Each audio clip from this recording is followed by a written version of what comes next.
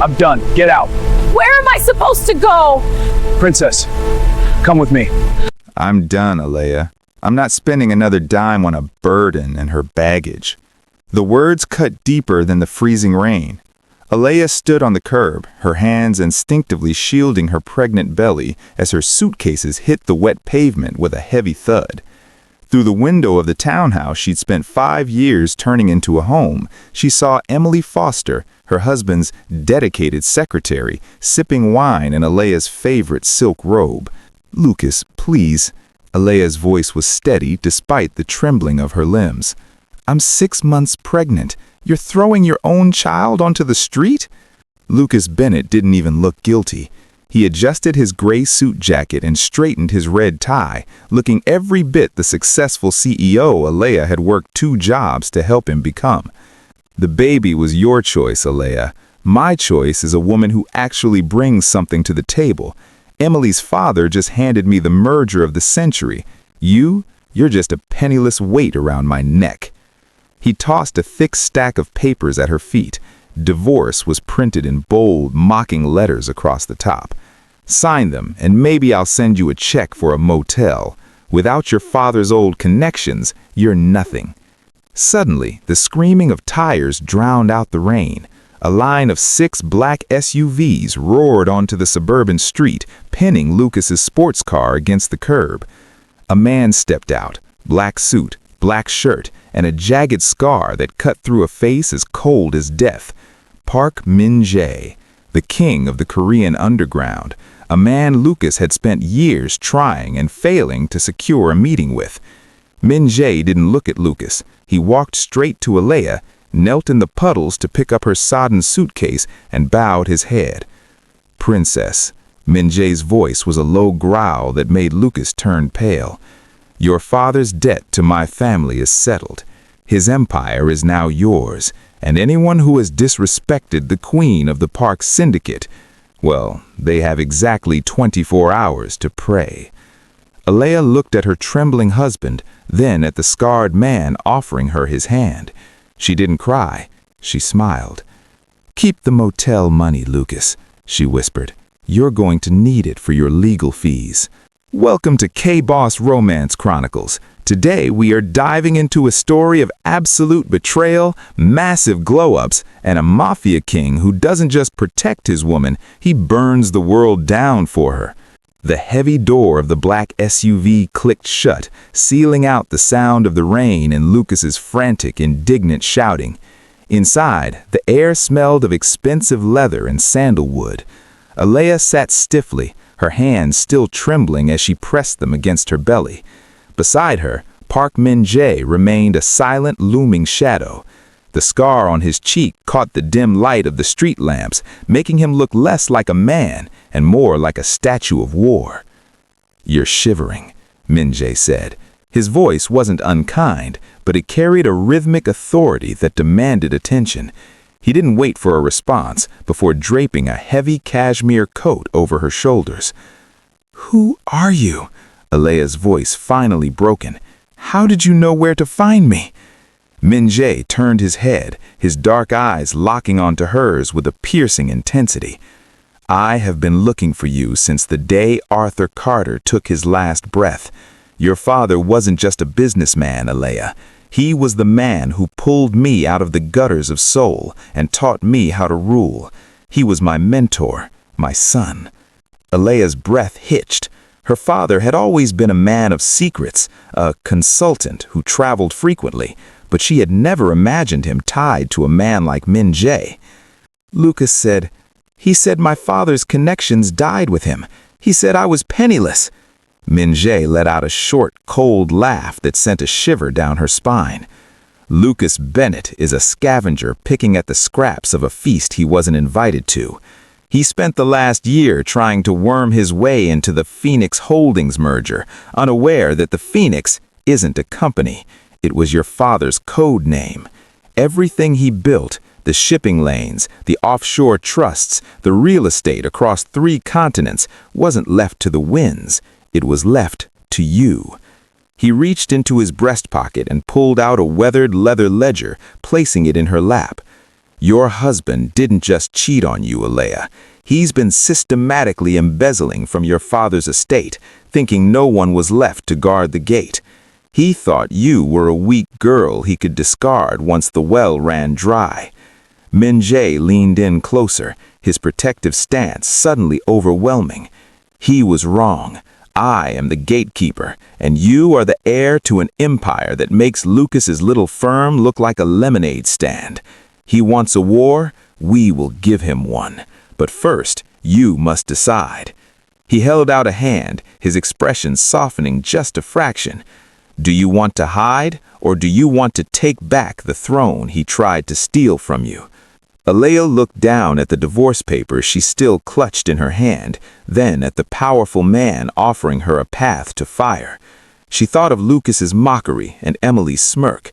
Slowly, she reached out and placed her hand in Min-jae's. I don't want to hide. I want him to watch me take everything. Min-jae nodded, a predatory glint in his eyes. Good. Then tomorrow, the world meets the new Mrs. Park. The gates of the Park estate, a sprawling fortress of glass and charcoal stone perched high above the city, swung open like the jaws of a sleeping dragon. Inside, the chaos of the rain was replaced by a deafening, luxurious silence. Min-jae didn't lead Alea to a guest room. He led her to a wing that hummed with the frantic energy of a war room. You have 12 hours until the markets open, Min-jae stated, checking his watch.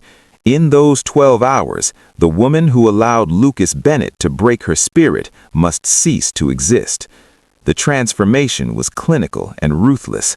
Alea was whisked into a marble-clad dressing suite where a team of silent, efficient stylists awaited. There was no room for the soft, floral prints or the sensible flats she had worn to please Lucas's traditional tastes. One by one, those garments were gathered and carried away to be burned. First came the hair. The soft, unassuming ponytail was let down, treated, and styled into a liquid silk press that grazed her shoulders, sharp enough to cut. Then came the wardrobe. Alea stood before a floor-to-ceiling mirror as a tailor draped her in emerald green silk, the color of her father's old crest. The dress was a masterpiece of architectural design, hugging her pregnant silhouette with a defiant pride rather than hiding it. It signaled to the world that she wasn't carrying a burden, but the next generation of a dynasty. Jewels. Min-jae's voice drifted from the doorway. He walked towards her, holding a velvet box. Inside lay a necklace of black diamonds, centered by a stone so deep it seemed to swallow the light. As he stepped behind her to fasten the clasp, his fingers brushed the nape of her neck. His touch was electric, a stark contrast to the coldness of the stones. You kept you in the dark because he was afraid of your light. He wanted a housewife. I need a partner who can look at a boardroom and see a battlefield. Alea stared at her reflection. The woman looking back didn't have tear-stained cheeks or a trembling lip. Her makeup was a mask of bronzed perfection, her eyes rimmed in kohl, glowing with a newfound predatory focus. She looked like a woman who could buy and sell Lucas Bennett 10 times over without breaking a sweat. She reached up, touching the black diamonds. The weight of the jewelry felt like armor. "Is the paperwork ready?" she asked, her voice dropping an octave, losing its plea and gaining a blade. Min-jae's lips curved into a dark, satisfied smile. "The accounts are frozen, the lawyers are briefed, and Lucas is currently at breakfast with Emily, celebrating a victory that has already turned to ash." Alea turned away from the mirror, her emerald train snapping behind her. The housewife was gone. The syndicate queen had arrived. The morning sun had barely crested the skyline when the first digital tremor hit the city's financial district. It wasn't a stock crash or a merger announcement. It was a photo, a high-resolution, devastatingly elegant image of Alea Carter, draped in emerald silk and black diamonds, her hand resting firmly on the arm of Park Min-jae. The caption on the official syndicate wire was simple: "The Queen has found her king." Inside the hushed sanctuary of Min Jae's private study, the air was thick with the scent of espresso and old ink. Aaliyah sat across from a line of 3 stone-faced attorneys. On the mahogany table lay the blood engagement contract, a document that did more than announce a union. It erected a titanium wall around her father's legacy. By declaring a formal engagement to Mr. Park under the syndicate's protective bylaws, the lead attorney explained, his voice low and urgent, it effectively retroactively nullifies any spousal claims Lucas Bennett might make on your inheritance. In the eyes of the law, your assets are now tied to a protected sovereign trust. Lucas can't touch a single cent, even with a divorce pending. Aaliyah picked up the fountain pen. It felt heavier than the suitcases she had carried in the rain. "And the price?" she asked, looking at Min Jae. He was standing by the window, his silhouette cutting a sharp, intimidating figure against the morning light. "The price is your name," Min Jae said, turning to face her. "To the world, you are mine. To the board members who would try to steal your father's seat, you are untouchable. It is a shield, Aaliyah, nothing more unless you wish it to be." She didn't hesitate. She signed the document with a steady hand, the ink sealing Lucas's fate. Simultaneously, every major news outlet received the press release. The penniless wife Lucas had discarded 24 hours ago was now the fiancée of the most powerful man in the underworld. The shockwaves were immediate. Aaliyah's phone, which had been silent all night, began to explode with notifications. One stood out, a string of frantic texts from Lucas. "What the hell is this? Aaliyah, pick up! Who is this man? This is a joke, right?" Aaliyah deleted the thread without reading the rest. She looked up at Min Jae, who was sliding a massive 15-carat black diamond onto her ring finger. The stone was cold, heavy, and beautiful, a shimmering promise of the carnage to come. "He's panicking," she said quietly. "Let him drown in it," Min Jae replied, his thumb grazing her knuckles. "He thinks he's losing a wife. He hasn't realized yet that he's lost his entire world." The atmosphere in the Bennett Group's top-floor boardroom was thick with the smell of expensive cigars and unearned victory. Lucas stood at the head of the table, his chest puffed out as he adjusted his red tie. Beside him, Emily beamed, already acting as if she owned the chair she sat in. On the screen behind them, a slide titled "The Future of Bennett Foster" shimmered in gold. "Gentlemen," Lucas announced, gesturing to the board of directors, "with the liquidity from the Carter Trust now officially being integrated into our holdings, we are no longer just a player in this city. We are the game." The directors nodded, their greed outweighing their morals. No one asked where Aaliyah was. No one cared that the woman who had bankrolled their early years was currently, as they believed, shivering on a curb. "To the merger," Emily toasted, raising a crystal flute. Before the glass could touch her lips, the heavy oak doors of the boardroom didn't just open, they were thrown wide. The bang echoed like a gunshot. Lucas's smile faltered as 4 men in charcoal suits, earpieces glinting, stepped in to flank the entrance. Then came the sound of heels, sharp, rhythmic, and heavy with intent. Aaliyah walked in. The room went dead silent. She wasn't the tired, pregnant woman Lucas had shoved into the rain. She was a vision in emerald silk, her hair a curtain of polished obsidian, the black diamond on her finger catching the light like a dark star. Behind her, towering and terrifying, stood Park Min Jae. His presence alone seemed to drop the room's temperature by 10 degrees. "Aaliyah," she stammered, his face turning a sickly shade of gray. "What is this? This is a private meeting. Security!" "Security is currently downstairs, being replaced by people who actually know how to guard a perimeter, Lucas," Aaliyah said, her voice smooth and chillingly calm. She didn't stop until she reached the head of the table, forcing Emily to shrink back in her seat. "You can't be here," Emily hissed, clutching her glass. "The divorce!" "The divorce papers you served me are irrelevant, as is this merger.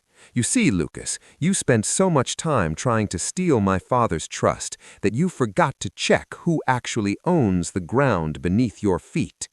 She tapped the folder. As of 8 a.m., Phoenix Holdings, my father's estate, bought the debt on this building. And since you've used the company's operating capital to fund your mistress's lifestyle, your firm is in default. I didn't just come for my father's money, Lucas. I bought your lease. I bought your loans. I bought the very chair you're standing in. Min-jae stepped forward, his hand resting casually but possessively on Aaliyah's chair. He looked at Lucas as if he were an insect.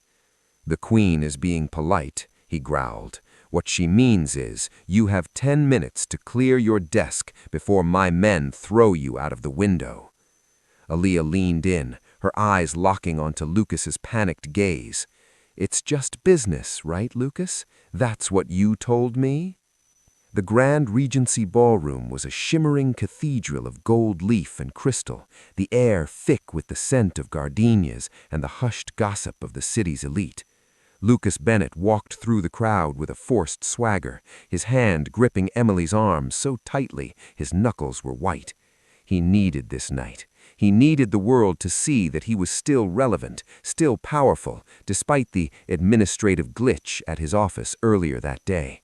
Emily, dressed in a flamboyant red gown that screamed for attention, scanned the room for cameras, desperate to cement her status as the new leading lady of the Bennett fortune. Then the music faltered. A collective gasp rippled through the ballroom as the grand doors swung open. Aaliyah didn't enter the room, she commanded it. Standing beside Min-jae, she was a vision of regal vengeance. The emerald silk of her dress pooled around her feet like a dark, shifting sea, and the black diamonds at her throat caught the light with every steady breath. Min-jae, looking every bit the predatory king in his tailored black tuxedo, scanned the room with a cold, dismissive gaze that made even the most powerful men look away. "Is that Aaliyah?" someone whispered. "And is that Park Min-jae?" Lucas's face drained of all color. He watched, frozen, as the couple glided toward the center of the floor. Aaliyah didn't avoid him. Instead, she walked straight toward the man who had thrown her into the rain 48 hours prior.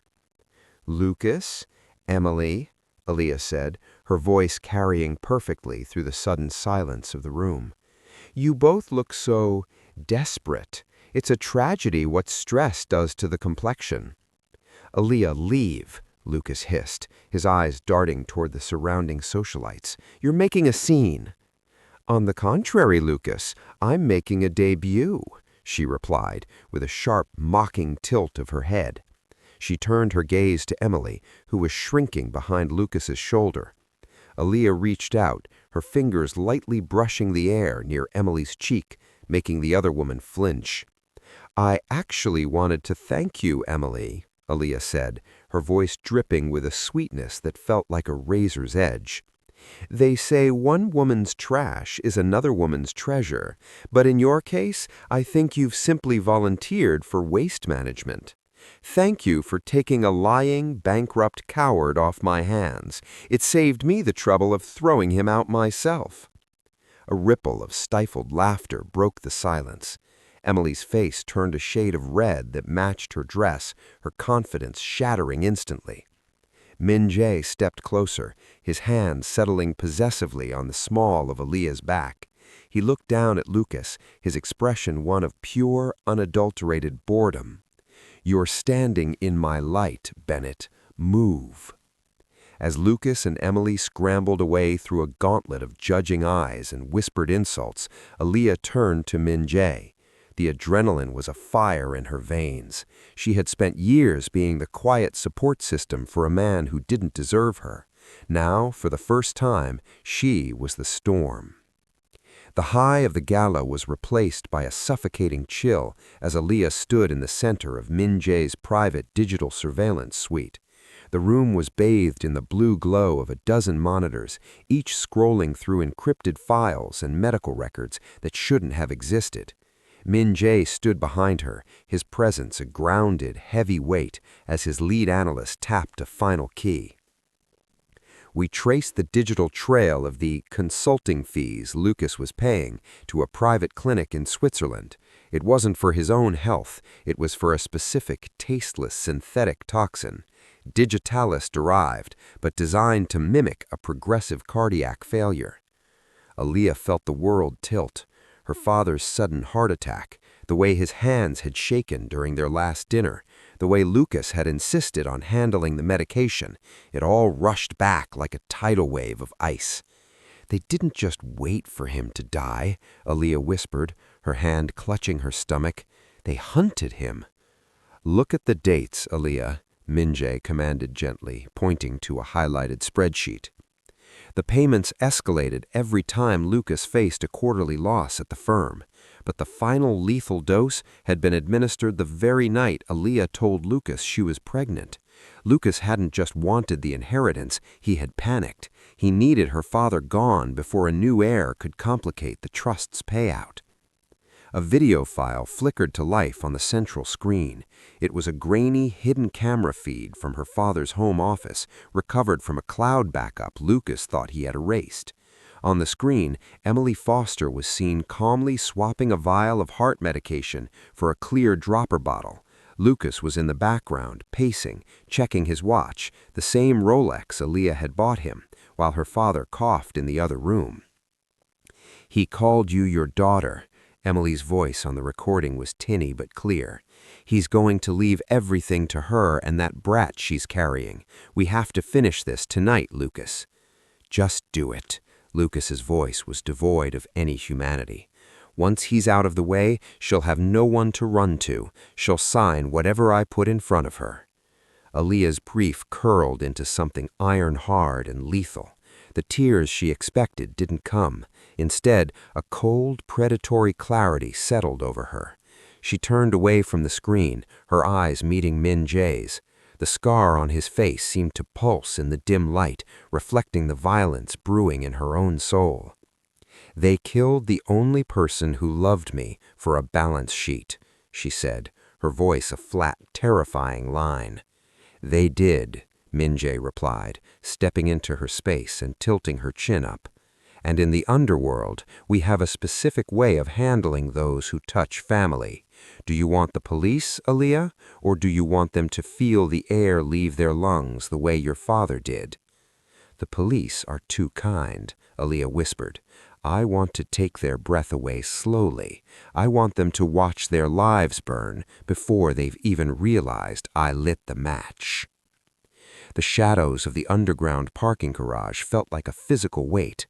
Aaliyah walked toward her car, the click of her heels echoing against the concrete, when a frantic, disheveled figure stepped out from behind a pillar. It was Lucas. His suit was wrinkled, his red tie pulled loose, and his eyes were bloodshot with a desperate, cornered animal light. "You think you've won?" he spat, his voice cracking. "You think you can just walk away with a criminal and take what's mine? I know about the Phoenix accounts, Aaliyah. I have enough evidence of your father's shady associations to bury his name and yours under a federal investigation." Aaliyah stopped, her expression unreadable.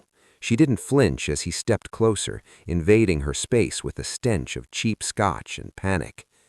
"Give me the codes to the offshore trust," he hissed, reaching out to grab her arm. "Do it now, or I'll make sure you give birth in a prison cell. I made you, Aaliyah. Without me, you're just—" His hand never reached her. A gloved hand clamped around Lucas's wrist with the force of a hydraulic press. Min-jae stepped out of the darkness behind Aaliyah, his presence so sudden and overwhelming that the air seemed to vanish from the garage. With a sickening crunch, he twisted Lucas's arm back, forcing the man to his knees. "You made her?" Min-jae's voice was a low, guttural vibration that made the concrete hum. Min-jae didn't look at Lucas, he looked at Aaliyah, waiting for her signal. When she gave a slight, icy nod, Min-jae leaned down, his scarred face inches from Lucas's. He pressed the barrel of a suppressed handgun beneath Lucas's jaw, tilting his head back until Lucas was staring at the flickering fluorescent lights.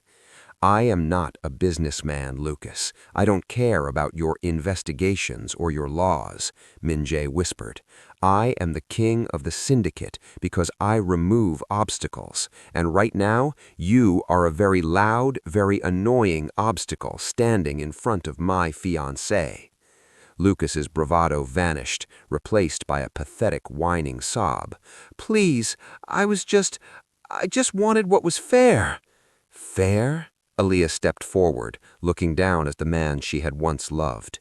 You poisoned my father. You discarded our child. You stole from a dead man's grave. She leaned down, her black diamond swaying. There is nothing fair left for you, Lucas. Only the silence. Min-jae didn't pull the trigger. Death was too quick for a man like this. Instead, he leaned in and whispered something into Lucas's ear. A list of names. The names of every person Lucas had ever paid off, every secret he had ever kept, and exactly what would happen to them by sunrise. Lucas's eyes went wide. He collapsed onto the oil-stained floor, his spirit finally, completely broken. He wasn't just losing his money, he was realizing he was already a ghost. Get up, Min-jae commanded, stepping back. Run, and pray I don't find you before the police do. As Lucas scrambled away into the dark, tripping over his own feet, Min-jae turned to Aaliyah. He holstered his weapon and reached out, gently tucking a stray hair behind her ear. Are you ready for the final piece? Aaliyah watched the darkness where Lucas had disappeared. Let's finish him. The lobby of Bennett Group was swarming with reporters, their flashes rhythmic and blinding, like a storm trapped in a glass box. They had been tipped off to a historic announcement, but they hadn't expected to see Aaliyah Carter. She stepped through the revolving doors with the precision of a heat-seeking missile, her emerald green dress cutting through the sea of gray suits like a blade of grass through concrete. Min-jae walked a half-step behind her, his silent, terrifying presence acting as a physical barrier against the press. He didn't say a word, but the cold intensity of his gaze ensured the path to the podium remained clear. Lucas was already there, cornered by cameras, his face a mask of sweating desperation. He was trying to explain the temporary freeze on his assets to a ruthless financial reporter when Aaliyah ascended the steps. The freeze isn't temporary, Lucas, Aaliyah's voice rang out, amplified by the cluster of microphones. The room went silent. Aaliyah, what are you doing? Lucas hissed, trying to force a smile for the cameras. This is a private corporate matter. It was, she replied, her eyes flashing with a predatory light, until my holding company acquired 51% of your outstanding shares this morning. You didn't just default on your building, Lucas. You leveraged your own position to pay off Emily's debts. You've been liquidated. She turned to the press, her expression one of regal composure. As the new majority shareholder of what was formerly the Bennett Group, my first act is the immediate termination of Lucas Bennett for gross financial misconduct and criminal negligence. The room erupted. Questions were shouted, but Aaliyah held up a hand. She walked over to Lucas, who stood frozen, his mouth agape. She didn't look at his face. She looked at his wrist. That Rolex, she said quietly, her voice carrying a chilling weight. I bought that with the money I earned working double shifts while you were networking at bars. It was a gift for a man I thought had honor. You don't get to keep it. In front of the entire city's media, the humiliation was absolute. Lucas's hands shook as he fumbled with the clasp, his dignity evaporating with every second of recorded silence. When the heavy gold watch finally hit Aaliyah's palm, she didn't even look at it. She dropped it into a nearby trash can without breaking eye contact. Security will escort you out, and don't worry about your things. I've already had them delivered to the curb, just like you did for me. As the flashbulbs caught the image of a broken Lucas being led away by Min-jae's enforcers, Aaliyah stood tall. She wasn't just a survivor anymore. She was the architect of his ruin. The penthouse boardroom of the newly christened Carter Park Global was a sanctuary of glass and steel, suspended high above the city that once watched Aaliyah Carter fall. The air was no longer thick with the desperate musk of Lucas's vanity. Instead, it smelled of fresh rain and success. At the head of the massive obsidian table sat Aaliyah Carter, her silhouette transformed. She was heavily pregnant now, a radiant force of nature, in a dress of deep midnight blue that flowed over her curves like a quiet tide. She adjusted a stack of merger documents with a practiced, steady hand. Beside her, the seat that used to belong to a ghost was now empty, a silent tribute to the father whose name she had cleared and whose legacy she had resurrected. Across the table, the city's most powerful directors sat in rapt silence, waiting for her word. She wasn't just the wife of a powerful man anymore. She was the CEO of a merged conglomerate that controlled the very veins of the city's commerce. "The integration is complete," Aaliyah said, her voice resonant and cool. "The Bennett Group has been scrubbed from the records. From this day forward, we operate under one banner. We lead with precision, and we protect our own." As the board stood to dismiss, a familiar, heavy warmth settled behind her. Min-jae moved with his signature silent grace, his presence no longer a shadow of intimidation, but a pillar of support. He didn't speak to the board, his eyes were only for her. He placed a large, protective hand on her shoulder, his thumb tracing a slow, rhythmic circle over the silk of her dress. Aaliyah leaned back into his touch, her hand coming up to cover his. The 15-carat black diamond on her finger caught the sunlight, but it was the look in Min-jae's eyes that held the true weight. The arrangement that had begun as a tactical strike in a rain-slicked driveway had evolved into something far more dangerous to their enemies, a real, formidable love. "The car is waiting," Min-jae whispered, his voice losing its gravelly edge only for her. "The nursery is finished, and the world is quiet. You've done enough today, my queen." Aaliyah smiled, a genuine, soft expression that she never showed the cameras. She thought of Lucas and Emily, currently facing the cold reality of a prison cell for the truth she had uncovered, and felt nothing but a distant, fading pity. They were the past. She stood up, her hand still locked in Min-jae's, and looked out over the skyline. Her father's debt was paid, her child's future was paved in gold, and she was no longer a woman defined by who had left her. She was the architect of a new dynasty. And as she walked out of the boardroom with the king of the syndicate at her side, she knew the best was yet to come. The courtroom was silent, save for the hum of the air conditioning and the rhythmic tapping of a court reporter's keys.